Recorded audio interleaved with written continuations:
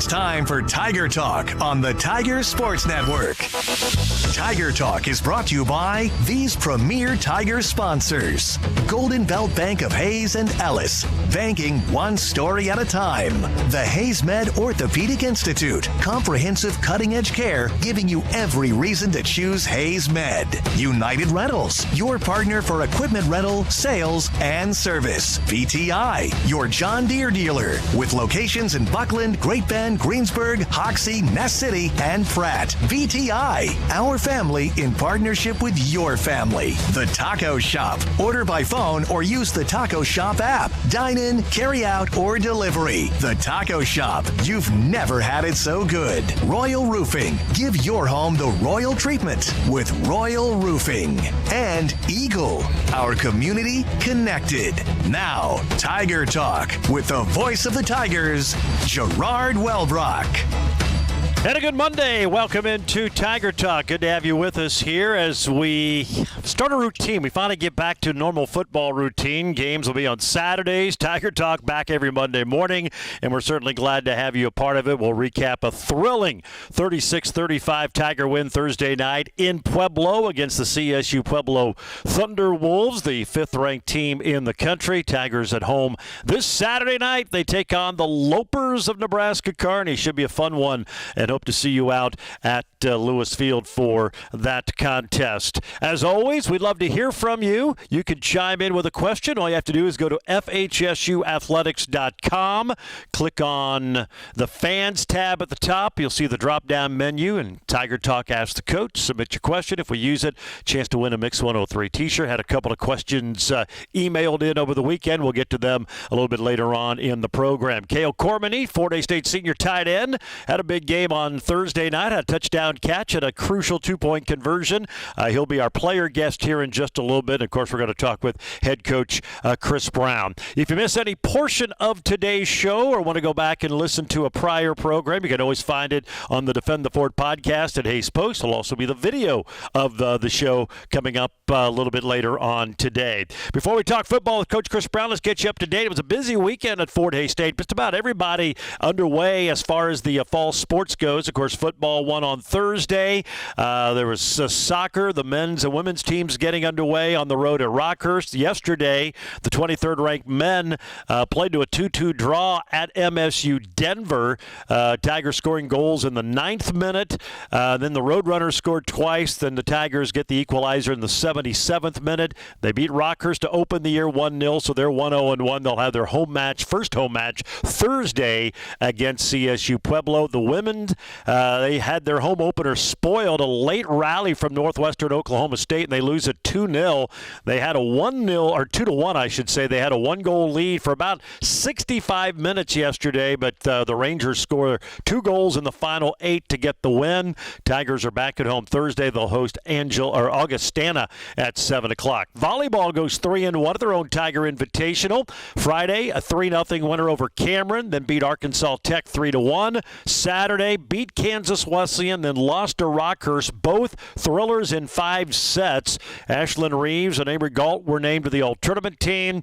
Tigers 3-1 start. They're back at home this weekend. They got another classic, the Tiger Classic, on Thursday and Friday.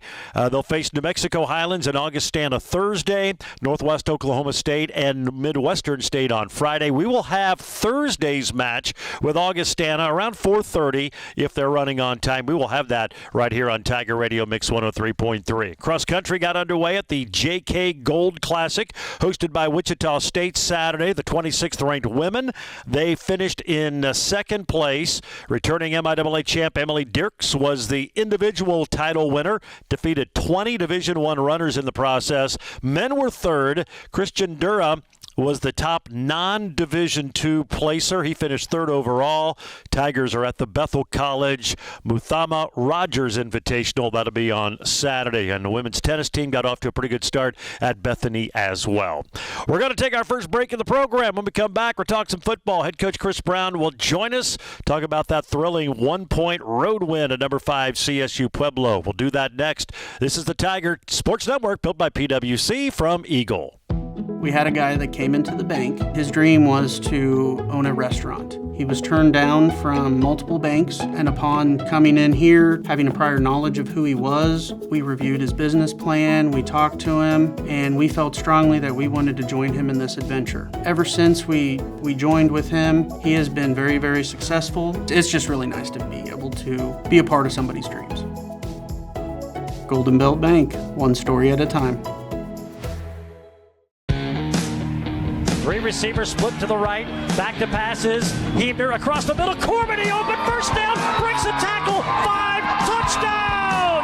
Fort Hays State, 43 yards from Hebner to the Colorado native from Colorado Springs, Cale Cormany, and it's 22-13 with a minute 39 to go in the half. Yeah, Cale will be our player guest a little bit later on. That kind of got the rally started. Fort Hays State scores a couple of touchdowns in the final 3+ minutes of the second quarter to get to within 1. And they go on to win it in thrilling fashion, 36-35 at then number 5 CFU Pueblo. We'll see the rankings, how far they drop, and if the Tigers get in a little bit later on this week. Welcome back to Tiger Talk. Certainly glad to have you a part of the program. Joined by Coach Chris Brown now, and congratulations. That was certainly a thriller on Thursday night, to say the very least. Yeah, a little closer than that you really like it as a coach, but I'm glad we got the win. Our kids continued to battle through the entire game. Had some ups and had some downs.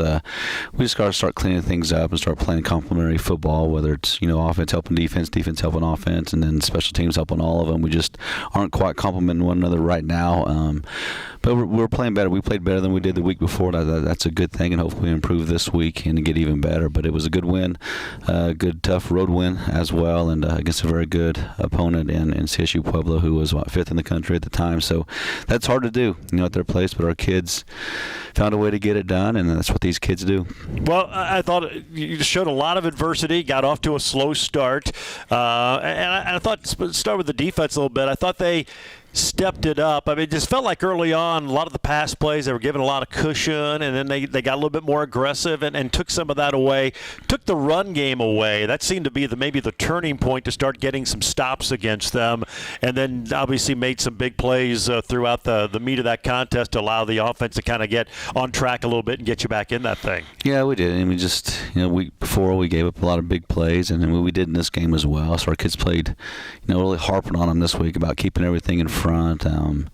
So we played a little bit too soft this week, and the week before we didn't play soft enough. So hopefully find that happy medium, here in week 3. So we'll see what happens. But we still got to play a little bit better ball on defense, especially just getting some more stops and getting some turnovers and creating more turnovers than what we are right now, and still playing a little bit more physical than what we do. But just getting comfortable again. Still a very inexperienced group, but every week they get a little bit better, and so hopefully this week is kind of when everything starts to click, and we start looking really good on defense. Obviously, finding the emergence of Travis Dixon was big. He didn't play in week 1, coming off that Achilles injury, and got his number called and really came up big. And I thought he did a lot of the little things as well, not just carrying the football, but obviously had a couple of big touchdowns late in that ball game, and obviously gave that offense a shot in the arm. He does. I mean, he's a strong kid, powerful kid.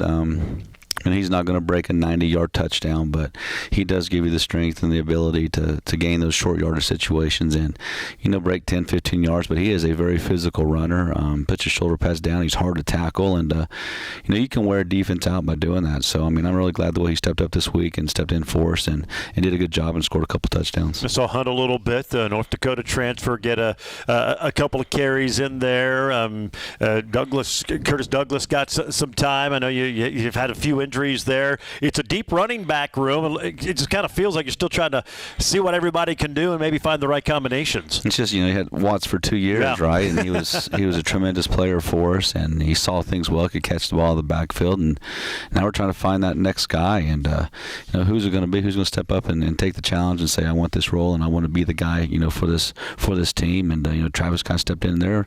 I like to see Hunt do a little bit more. I think Curtis could be a really good impact for us as well, and even Cam Miller can. All those guys can do things for us, but there needs to be that one guy that wants the ball every single time, and that guy that wants to catch some balls out of the backfield as well. So that group needs to quit messing around, and let's go find the guy and be the guy. How about the offensive line? talking with Tom Ross, the offensive coordinator, I thought they played pretty well in week one. And, some of the struggles, easy to blame the O-line when it maybe it's more complicated than that. It felt like they had a pretty good day. It felt like they built off that week one game and did a pretty nice job. They did. I mean, they improved on some things. Feet were getting better. Just getting some movement up front really helped us as well in our running backs, being able to see holes and things like that. I still think our backs missed a few holes that were, that are pretty wide open. But they're going to continue to get better each week. I mean, Coach Bolden's going to do a good job with those guys to make sure they're coached up and ready to roll. But it's just changing some schemes a little bit, understanding the defense in front of you and what they're doing to you. And at first, it's kind of a different pace because you're trying to figure out exactly what's happening. And Pueblo does some things that kind of give you some trouble. But as we settled in and started feeling what they were doing, our guys did a great job of figuring it out and making plays. Another week you faced a really good quarterback, same last name as week one. Both were Fullers, not related, but you faced two quality quarterbacks. You're going to face a lot of good ones, including this Saturday when Kearney comes to town, but some dynamic guys that's really made it challenging on the defense. It is. It's just one of those things you got to try to keep those guys in the pocket, but they're athletic enough to kind of get themselves out and either run down the field and get first downs or score touchdowns, in which Roman did that one time, and I think it's towards the end of the third quarter, fourth quarter, something like that. I can't remember. It's been so long. First play of the fourth quarter, actually. It's been so long ago. I'm already on to the next game. So, but we just got to keep those guys in the pocket, making pocket passers and squeeze the pocket and get some sacks off of them. There's a lot of good receivers in the MIAA, but you may not face 3 or 4 better ones than you saw Thursday. I mean, they were all legit guys, and seemed like as the game went, the secondary kind of became accustomed to them. And a few of the catches they made, I don't know if you can fault the defense. You were right there. Sometimes you got to tip your hat, and they made a better play. Yeah, they were there. I mean, they're in position. We just gotta finish the play, and they finished the play. We didn't finish the play. So we, again, the experience, got some guys playing. They just got to learn how to finish those plays and get those things done. But they had a very dynamic group with what they had, and I mean, their best receiver really went out of the game, which kind of hurt them a little bit. But they still had some talent behind them, and one of their kids came in. That was kind of his breakout game. He made some nice catches, and 13 was speedy, fast. Had some juice to him and made some good plays as well. And he's also one of the returners too. So we made sure that we try to keep the ball out of his hands on the punt returns and kick returns. Well, the Tigers get the win, 36-35. We'll talk more about the game and take a look forward to this Saturday night. Yeah, some Saturday football at Lewis Field should be fun as the rival Lopers from Nebraska Kearney come to town. We're going to take a break. We're going to switch it up. We're going to bring our player guest on a little bit earlier in the show today so they can get about their day. Cale Cormany had a big game. Caught a touchdown, had a 2-point conversion for the Colorado Springs native. We'll talk with Cale when we return. This is Tiger Talk on the Tiger Sports Network, built by PwC. At BTI, we pride ourselves on providing quality John Deere equipment and customer support.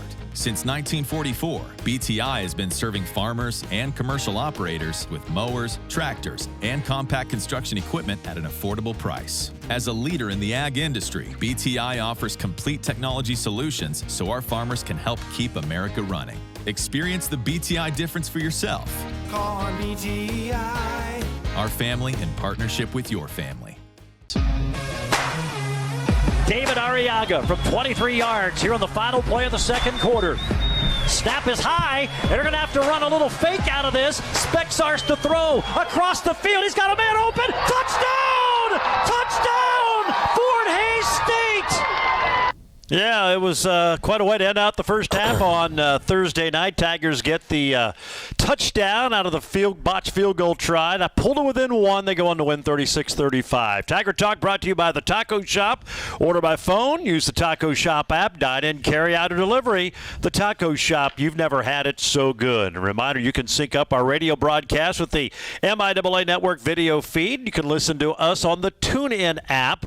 And then if that's running a little bit ahead, pause it right at the opening kickoff, let the video catch up, or vice versa, whichever one is running a little ahead, and then you have it all synced up. You can listen to the radio call while watching the MIAA Network in the comfort of your own home. Cale Cormany joins us now. Fort Hays State senior tight end, had a touchdown catch on Thursday, also a big 2-point conversion, among other things. Heard the highlight of the final play of the first half. What did that do for you guys going into the locker room? Almost disaster, turns into a touchdown. You're only down by 1 on the road against a pretty good football team. Yeah, it's just a huge momentum shift we saw at the end of that half, which, eventually propelled us to, coming together as a team in the second half and, ultimately getting that win. But, huge heads-up play by Wyatt and Noah McDowell as well, one of the guys in my room who I was super proud of. Sometimes things don't go as planned, and it's just like, who's going to step up and make a big play? And that was a huge play by both those guys that, kept the momentum going and really kind of changed the course of the game. It felt like that was kind of the entire game. As people stepped up, it was a slow start again, then you found your traction. You got to within 1. They get another score lead, and then you guys find a way to eventually tie it, then take the lead. You just kept grinding, and guys stepping up when you needed someone to step up, make key plays at key times. Well, yeah, that's just what you want to see as a team, right? Especially as we progress. Like Coach Brown said, we got a lot of new guys and a lot of new, positions that need to kind of step up and take that responsibility. And I think we saw that on Thursday. And I was just super proud of the room, super proud of, the O-line for really stepping up, bringing in that. I think Caleb had a great game. I think receivers played well. Travis had a great game. And just like plays like that. Wyatt Speckstar is making a huge play for us, which is awesome. You love to see. It's a team game. You need everyone to play their best. And I think, when it mattered, people really showed up and did what they had to do. What was like? You said Colorado Springs, Rampart High, so you're close to home. What was it like? One, to play that game, but two, to win the way you guys did, play that close to home. Well, it just meant more, I think, honestly. Like, I don't have the opportunity to get to go home and, play around where I'm from.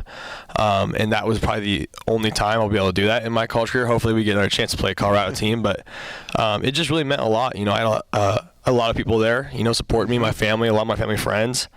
Some people who haven't got to see me play. And so I was just happy that, the outcome was the way it was. We played the way we did, and it just meant more in that moment. I think, I got kind of emotional after the game just because I was like, hey, this is a big deal to me. Like, I'm a senior this last year, and I think all the emotions kind of hit me at once. But also a lot of respect to CC Pueblo. Those coaches recruited me. I got a lot of respect for them. They've been nothing but cheerleaders for me, as well as I played with Chance Fuller. Mm-hmm. So.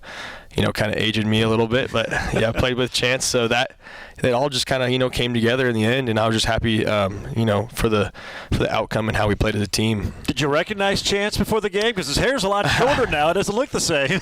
Yeah, so me and Chance still stay in contact. Chance was really good to me when I was a freshman coming in, and before the game he came over. I saw him and I was just telling him to eat a cheeseburger. He looks a little skinny, but no, he looks good. He's done a great job over there. He's really thriving. I mean, I loved playing with him. He was a huge role model for me in that regard. So it was good to see him. It was good to beat him as well. Yeah, I understand completely. And Coach V Hill, great guy, but as Coach Brown said last week, one game a year if we play, we're not going to be fans. Talk about your touchdown catch. Came at a crucial time. You got by the defense, and Caleb was able to find you. You broke a tackle and took it in. Obviously, you wanted to win the game, but to score that and then a key 2-point conversion later on in the game may probably to make it even extra special. Well, it's just I'm trying to contribute any way I can, and my number got called, and it was like I got to step up being a leader on this team, and so I was really excited to have the opportunity. I'm glad I was able to kind of be that momentum, but I just think that was a very small part in the game. I think that I just had to do my 111th, and I was proud of myself in that regard. I was also thankful. Caleb put a great ball on me. O-line had great protection, and it kind of just all came to fruition, and then we just started rolling. And like I said, just a small part of the game that I think everyone had to step up, and that was just my time to step up. So. Florida State's always utilized their tight ends in the passing game, but you are an extension of the offensive line as well, and I know you take great pride in blocking. And as we talked with Coach Brown in the last segment, felt like the O-line played well in the opener, but maybe took another step forward. It seemed like they played pretty good, and obviously the tight end has a key part of that as well. I couldn't agree more. I think that a big statement of the win was that final drive where I think we took 7 or 8 minutes off the clock, and we just ran the ball, and that a lot of that is to our 5 guys up front who really just kind of bit down their mouthpiece, put their head down, and do what they had to do. Also a huge shout out in that drive to Caleb really stepping up. I know he's been kind of banged up, but he stopped sliding. And I was like, oh, dude, you got to get down a little bit. But him and TD at the end, really made some big plays for us, and I think that drive is something that we're going to carry forward this season. Like, have that kind of mentality. Like, okay, it's on us. It's up to the top, the front five as well as the tight ends, running back, quarterback. Like, our receivers are great, but sometimes we got to step up and make the plays in that type of situation. So super proud of those guys in that last drive. Cale Cormany is our player guest today on the Tiger Talk, senior tight end out of Rampart High in Colorado Springs. How'd you become a Tiger? Talk about the recruiting process and how you ended up at Fort Hays State. You mentioned that some of those guys on the Pueblo staff who were at Fort Hays State at the time had a key role in that. Well, it was kind of a whirlwind. So I graduated in 2021, so just post-COVID era, which was kind of crazy. Recruiting was definitely a lot, I think, in that time of the year. But, I was really fond of Pueblo. I kind of wanted to go a little farther away from home for sure. I talked to Fort Hays for a while, but I didn't quite know what I wanted to do in that regard. I took a visit out here, and I took the visit, and I remember telling my parents on the visit, like, I'm going here. This is where I want to go. And a lot of that is, Coach Brown. In my recruiting, a big thing for me was the 3 Fs, was faith, family, and football. And that's a big deal to me. That's something that's a big deal to my family. And I'm sitting there in our introduction meeting, and Coach Brown goes up there, and on the board it says faith, family, and football. And I was like, that's got to be a sign if I've ever seen one. So, after that, and then after my one-on-one meeting with Brown as well, I was like, I don't want to play for anyone else, and so, it's the best decision I ever made. No, we're glad you chose Fort Hays State. It's been certainly fun to watch. So you guys practiced at your high school, didn't you? Yes, sir. How was that going back home a little bit? No, it was surreal, but it was like a full circle moment. Like the whole trip. Like, I think that's also why I was emotional after the game. Is just like just kind of seeing how everything's come to fruition in that regard. But, getting to practice at Rampart was awesome. Got to see a lot of my old coaches, basketball, football. They came out, gave a lot of hugs. It just kind of meant more to me in that regard. It was like, okay, it's all kind of coming together, a full circle moment. But it was just really good to interact with them. I talked a little bit to the team, guys who I didn't know before. But, it's good to see that, we're carrying on that culture at high school as well. I'm very proud of where I'm from, very proud of the people that have, gotten me to where I am right now. And it was just good to kind of see it, especially being a senior, I think, it was good to see it come full circle. So. Well, that was pretty neat. That had to be pretty special going back home. And your sister's here. She's on the volleyball team. So we mentioned 3-1 start for them. What's it like to have a younger sibling on campus and kind of showing her the ropes, but getting to follow her career? Well, she keeps playing like she did this weekend. It makes it a little easier. She had an excellent weekend. The volleyball team played really well. I got to go to all those games, which was awesome. I love having Carson out here. We're very close. Even growing up, we've just grown closer in that regard, which I'm very fortunate and very lucky to have a relationship with my sister like that. But I've been super proud just to kind of watch her grow into the person she is. It's kind of cool. So we actually didn't go to the same high school. Oh, so, really? I didn't know. Okay. We did not go to the same high school. I should read the bio better. No. So, it's been really, really cool, kind of seeing her grow into herself. And it was really cool seeing her this weekend. I really think that she's taken the right steps to be, a very, very good player for this team. So it was awesome to see her thrive. That's cool to see, and certainly wish her the best of success. And she has a career like you've had. She's going to have a great time at Fort Hays State. All right, let's talk about this Saturday. Nebraska Kearney comes to town. They're 2-0, big rivalry game, obviously. And Fort Hays State, I think, is unique because you have a lot of big rivalry games. Some schools have one. You have Pitt, you have Washburn, you have Emporia, and you throw Kearney in there. There's a lot of big rivalry games, but conference opener back at home, obviously, is going to be a big one on Saturday night. Yeah, this is the part of the season where you really kind of got to dial in, right? Being in a conference as strong as the MIAA, every week matters, and every week you're going to get an opponent that is, same level as we are, a very strong team, and that's to be said with Kearney as well. 2-0, 2 huge in-state wins for them. We have a history of having really hard-fought games with them as well, and a lot of respect to that coaching staff up there and those players. Like, they play hard, and they got some really good dudes on both sides of the ball. So I'm just excited to see how we use this momentum from Thursday and just kind of moving forward into conference play. I think that guys are stepping up in the right circumstances right now, and I think that if we keep on this trend, we should have a good game Saturday, but we got to bring our best. It's going to be a team ready to play. They're going to be pretty upset about how we beat them last year, and like you said, no love lost between the two teams. We get after each other, and you don't want it any other way. You commented how we have a lot of different rivals, but that just makes every week more fun. You go into each game like, okay, like this game means a lot.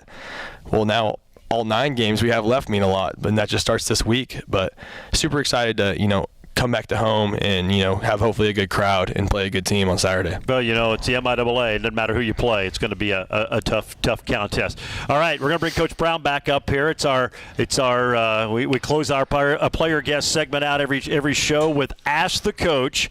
We'll let Coach get the headset on. We've had some good questions so far in the first two programs from Caleb Heavner and from Gavin Hazelhorst. So we throw the mic over to you, Cale. Your chance. Anything you want to ask Coach Brown? It's something that's just been, God, I wish I knew the answer. But remember, he can make you run, too, so you got to be careful. It's that fine line, but your chance to ask the coach. Fire away. I guess kind of keeping on the theme of, big wins. My question is, what has been the most meaningful win for you, both as a player and as a coach? Ooh, good one. Well, definitely Saturday was a huge win for us. Thursday. Thursday. I know, I'm with you, though. Probably one of my biggest ones here, or there's been quite a few. Probably my most was the very first game against Emporia State. My very first game as a head coach here. We were not supposed to beat that team, and we ended up beating Emporia State. My very first game as a head coach here, which was pretty cool. Northwest in 2017 at their place when we won the conference for the first time, and then the Kearney game a few years back when we were down by 21 or something like that. And we came back and won that game as well. As a player, those are hard, right? I mean, I'm 51 now. It's been a long time since I played football. Do you remember any of your games? Judging by the last two questions we've had, you can remember any of your playing career. Yeah, I mean, it's tough. It's probably the ones I remember the most are the ones that we actually lost, right? That's fair. I played a state championship in high school, lost it. Played in the Shrine Bowl my senior year, lost that game. Played 2 national championships in college and lost those games. And then we played they used to have the Snow Bowl or the Senior Bowl when you're in D2 football. They used to have all these seniors come together and play in the Fargo Dome up in North Dakota and lost that game.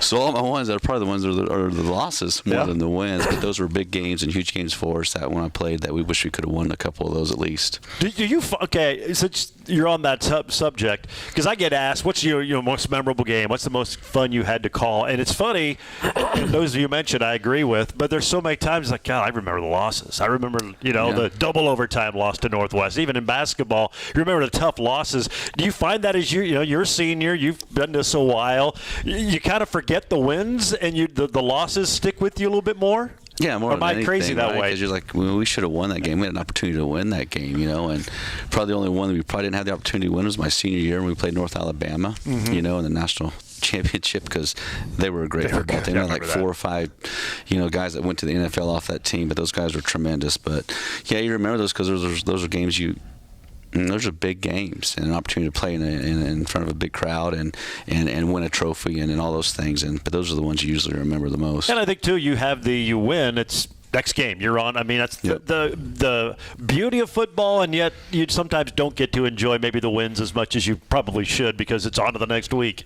Yep, every week. So it's it's always on to the next week, but the wins come, and I feel good about these group of young men. I think they're going to win a lot of ball games, and they have won a lot of ball games. So hopefully we can continue that trend right now and do the things that we're supposed to do. All right, sounds good. Cale, great job today. Always a pleasure to visit with you. Good question. Good work. You guys have come through, and looking forward to Saturday night and the rest of the season. Thanks for being our guest here today. Yes, sir. Thank you. There you go. Cale Cormany, senior tight end for the Fort Hays State Tigers. Let's go ahead first before we go to break. Pause 10 seconds for station identification here along the Tiger Sports Network.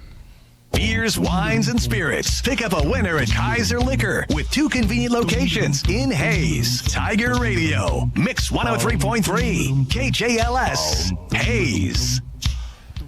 Tiger Talk brought to you by United Rentals of Hays, your partner for equipment rentals, sales, and service. Whether it's big or small, you will find it all at United Rentals in Hays. We'll take a break. Coach Chris Brown joins us after the break here on the Tiger Sports Network, built by PWC from Eagle.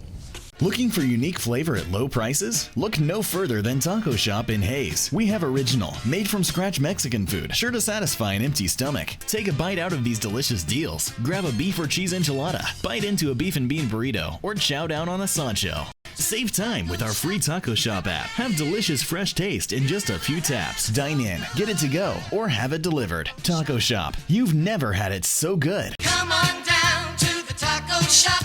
You never had it. You never had it so good. two-point try to tie it. Allen in motion right to left. They're going to string the ball this way. They run a flat pass back to Cale Cormany. Gets a block on the 5. He's in! Two-point conversion! Cale Cormany! And we're tied with 12:03 to go in the game. Yeah, big play Saturday. Did a terrible job of lining up highlights. Cale didn't get to hear any of them that he was a part of, but he had the big touchdown, big two-point conversion for Fort Hays State to tie. They go on to win 36-35 Thursday night in Pueblo against the Thunderwolves of CSU Pueblo. Back at home this Saturday, big one to open MIAA play with Nebraska Kearney. And you can look your best on Tiger Game Day with official Nike gear from BSN Sports and the Sideline Store. Go to FHSUathletics.com, click on Shop. You'll find hundreds of products and designs, and they're all customizable. That's FHSUathletics.com. Click on Shop and open up the Tiger Team Store with BSN Sports. Tiger Talk also brought to you today by the Hayes Med Orthopedic Institute, offering the most comprehensive and advanced orthopedic care in Western Kansas. Why travel hours when the best in the region is right here at Hayes Med? Coach Chris Brown joins us once again. Good to visit with Cale Cormany, senior tight end. He's been a mainstay on your squad since his freshman year, really, and he touched on it, getting to practice at his high school at Rampart.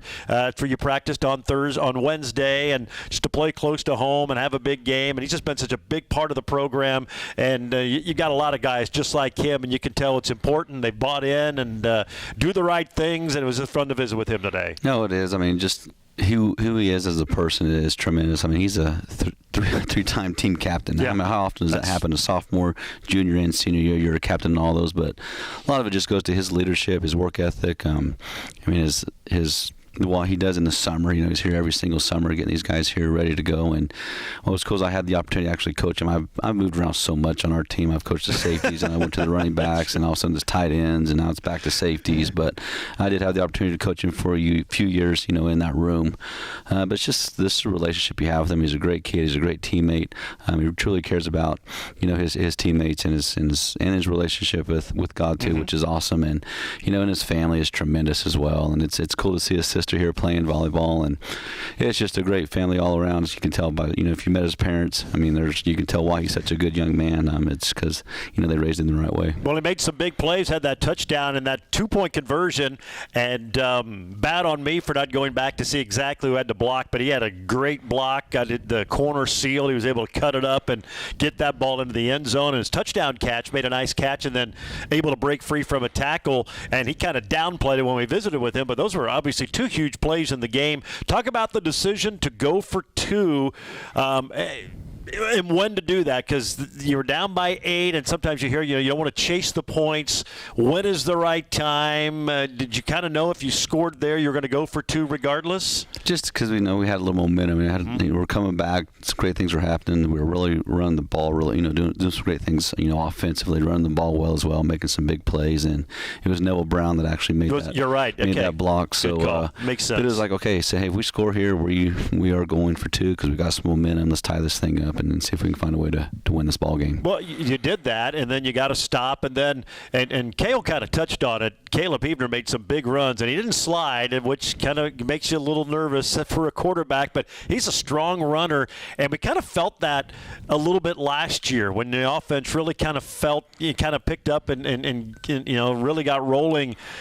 Caleb would do that. He would have some big-time runs, just keep the defense off balance a little bit. It kind of felt that he got back to what made him really good last season. It's all the situation in the game, really, especially towards the beginning. Let's get down and slide, keep you healthy. But when the game is on the line and you're trying to win ball games, you have to change those things a little bit, and he changed it. He was able to run over a few guys, get a few extra yards, get some first downs, and that's just part of it. So you just kind of change the game plan as you go along. And all right, hey, this is time that you can't slide. You need to go get first downs and make things happen. A lot of big plays in that game on Thursday.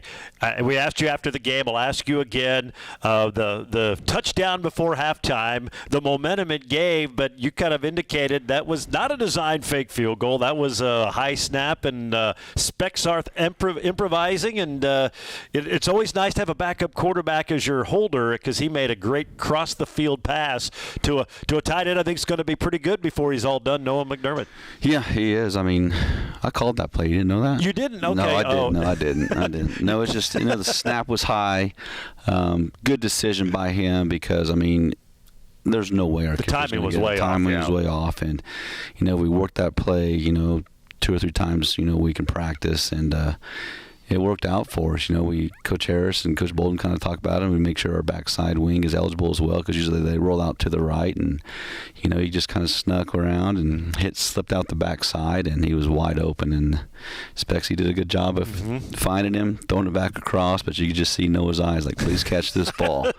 And he caught it. And then, that's a huge play for us. But the craziest is, everybody think we scored a touchdown, and so they're thinking it was a 2-point or something like that. They're all running off the field. It's like, no, now we still need to kick the extra point. And so it's just kids in the moment, enjoying what happened and being excited. And as a coach, you always got to stay pretty low key and kind of low key. Get those kids back out there and get them ready to kick the extra point. And give Noah McDougal some credit. I mean, that's not because you're right. The ball hung in there. He threw it across the grain, and you could just see it, and you could see he's open.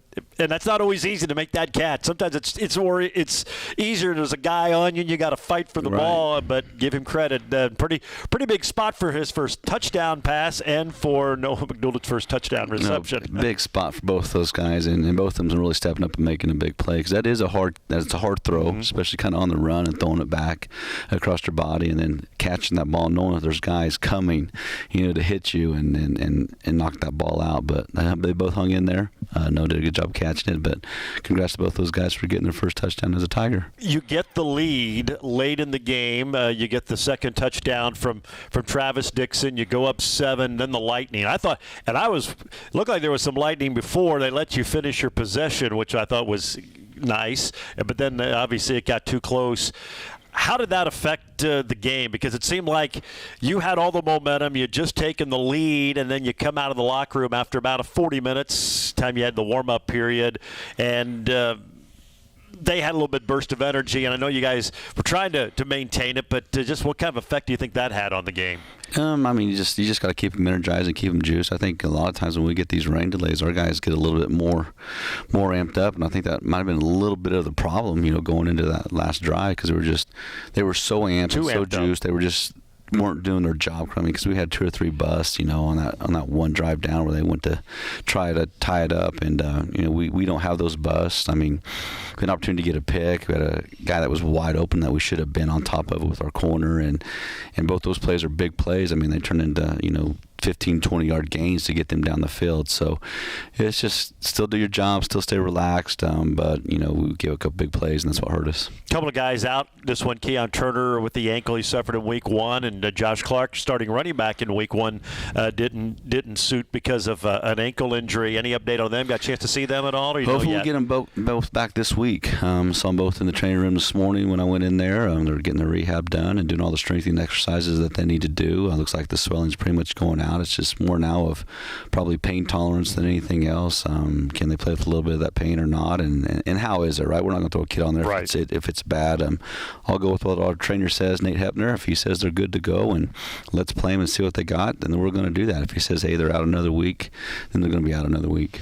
Tigers and the Lopers coming up on Saturday night, 7 o'clock kick from Lewis Field. Certainly hope to see you there. We'll talk more about the matchup a little bit later on in the program. We're going to get to some of our questions that have been submitted over the weekend. Always appreciate those coming in. A couple of pretty good ones. We'll talk about that, a little bit more about Thursday night's win over CSU Pueblo. Tiger Talk brought to you by Golden Belt Bank. It's banking one story at a time. Golden Belt Bank of Hayes and Ellis. Visit them at goldenbeltbank.com. More Tiger Talk next. This is the Tiger Sports Network, built by PwC from Eagle.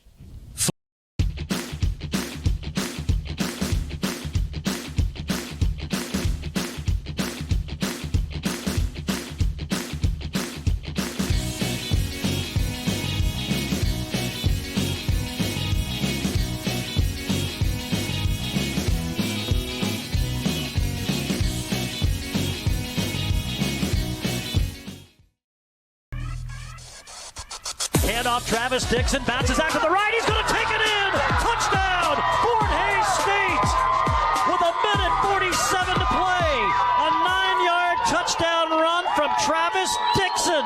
his second touchdown of the fourth quarter, and Fort Hays State leads 35-29 with 1:47 to go. Yeah, 1-2 from TD. Travis Dixon down the stretch. Tigers win the ball game in thrilling fashion on Thursday night. Tiger Talk brought to you by Royal Roofing, the #1 local roofing company. Royal Roofing, guttering, siding, and windows. Call today for a free estimate. Give your home the Royal treatment with Royal Roofing.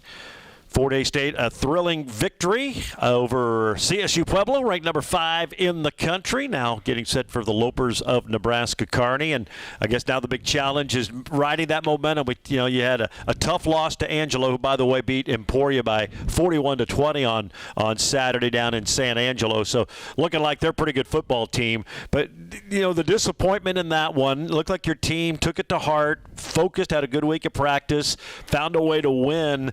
Easier after a loss to kind of, I don't know if refocus is the right word, but maybe that attention to detail, playing with a little urgency. You should do that after a loss, or is it one of those you'd rather win, and even if we don't play well and win, we're going to learn from the mistakes but take the win? It goes both ways, right? It really does. Now we just got to make sure we bring them back down to earth and, get better at the things that we weren't real good at, on Thursday, and, improving on those things. And then the things we did really well, let's make them even better. So it's just staying on those kids, keep them locked in and focused, and that's our job as coaches to bring them back down to earth. Hey, that game's over with. What are we going to do this week, and how much are we going to improve this week? What's your rule? I mean, most times, it's a 24-hour rule or whatever. How long do you celebrate a win? How long do you get to maybe sulk in your sorrow after a loss and then flush it and get on to the next week? To me, the losses are probably the hardest ones, because I take that to heart the entire week as we're practicing, and you want your kids to kind of forget about it and move on and get on to the next play, but you still got to remember that feeling that you had after that loss, because it's a terrible feeling. So remember that, and then here's this win. Feel how good this feels, and let's feel like that again next week. So you're just talking to your kids and just kind of having those open conversations with them. But we need to let that win go, and we'll work on focusing to hopefully get another win this week and have that good feeling again. And we heard it on the highlights, so we were behind your bench. They have 2 press boxes. Well, I guess they've moved the press box for the media and the broadcast behind the visitors' bench. A good Fort Hays State crowd there on Thursday night. That was fun to see, and they battled out the rain and stuck through it all. That was neat. And they did. I mean, it was awesome to see that many fans, come out to Colorado and watch us play. And, some of them were like Kel's kids and Ryan Allen, who was there, all the Colorado kids as well. But just the parents that made the trip, from their hometowns going all the way out to Pueblo to see us play. I mean, that just shows how much support we got, how much our program means to these families, and how much they mean to us as well. And it's just cool to see that support. And I hope they continue throughout the year, which I think our fans usually do, because we travel really, really well. But we couldn't do it without them. But they were loud, they were proud. You can hear them in the stands, and it was great to see. It'll be a big crowd this Saturday night. Saturday football for the first time at Lewis Field this season. We had a couple of questions submitted to us this week. We appreciate that. Again, all you have to do is go to FHSUathletics.com. That's the athletics website. You'll see a fans tab at the top. Click on that. You'll get the drop-down menu. There on the lower right-hand column, it's Tiger Talk Ask the Coach. Submit your question. You can do it anytime. You can do it now. You can do it later. You can do it anytime this week. We use your question. A chance to win a T-shirt from a Mix 103 T-shirt, in fact, the home of Tiger Radio. All right, Coach, what is your opinion on the use of radio receivers in the helmets of quarterbacks and a defensive player? I know the NFL does that. Division I college is now doing that. The question, does it improve play calling, and would you be in favor of that ever in Division II? I think it's going to come within the next couple of years anyway, so I guess I might as well be in favor of it. I think it's good. I mean, I really do. I mean, to me, it's still one of those things. You still got to signal in the calls and all that stuff. The only one really getting it's the quarterback on offense, but he's able to get the linemen kind of lined out where they're supposed to be. But with the no huddle, the guy still got to get the signals as wide receivers, and he's able to talk to the running back just a little bit more. And then defensively, it's probably going to be a linebacker. So now you can communicate with the defensive line, but still in the secondary, we got to look to the sideline and get the calls. Back in the old day, it would have been really awesome, right? It was just because we always huddled up, and everybody to get the call and get those things going. But I do see it coming to our level within the next few years. Do you think the huddle will ever come back? I mean, I can't remember the last time I've seen a team huddle up for a play. The only time you see it's when they kind of sugar huddle and they break the huddle just to have some type of trick play or some type of quick quarterback sneak or a little trap play or something like that offensively. But I don't know if it'll ever come back. I just think that we're getting more and more plays every single game. I wish they'd just slow the plays down just a little bit, because sometimes you wonder if that's that's why we have a lot of injuries as well, because these kids are playing so many snaps. Where back in our day we were playing 40, 50 snaps a game, where now these kids are playing 60 to 80 something plays a game. So I wish we'd kind of maybe pull that back a little bit. Maybe it's, just slow down the game a little bit, and you can't snap until a certain time. One of the reasons they changed the clock rules, and if you go out of bounds before the 2 minute, it starts back up just to kind of slow it down in that regard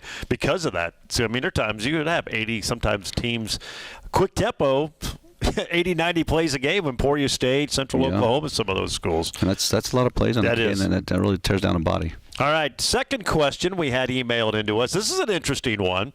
Your long road trips back home in the MIAA and in the case last week at Pueblo, what's on the menu for the players? Do you stop to eat? What do you feed them? Because that's important. First thing, like this week, we met in the morning. I knew we were going to practice, out in Rampart, on Wednesday.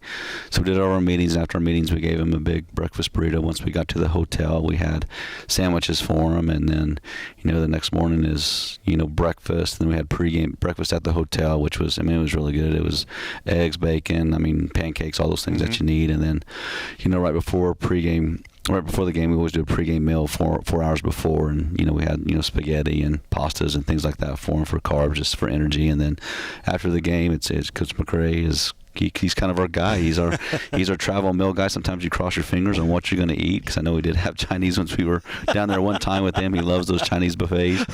But we had that, on Wednesday night, and then after the game, it's just kind of something quick and simple, so they can just eat it on the bus and go. Sometimes it's pizza, and sometimes it's chicken or whatever it might be. So we just try to find something different that we don't have here in Hayes for our kids to eat. No, that's fun. You go other places, try other things from the towns. But I imagine after the game, you want to get on the road as quick as possible to get back. Yeah, it is. And when you talk about how many people you have, you have 65 players, 13 coaches, 4 managers, and you got 6 or 7 trainers as well. You're talking about a party of 90 people. You got to find something that everybody can just get on the road and eat with. But it's hard to get those things, but Coach McRae does a good job for us. All right, that's some of the life on the road for Fort Hays State football. They'll be at home, though, this weekend. Lopers and Nebraska Kearney coming to town. Tiger Talk brought to you by BTI. They're your full-service John Deere dealer locations in Buckland, Great Bend, Greensburg, Hoxie, Ness City, and Pratt. BTI, our family, in partnership with your family. We're going to take our final break. We'll come back and preview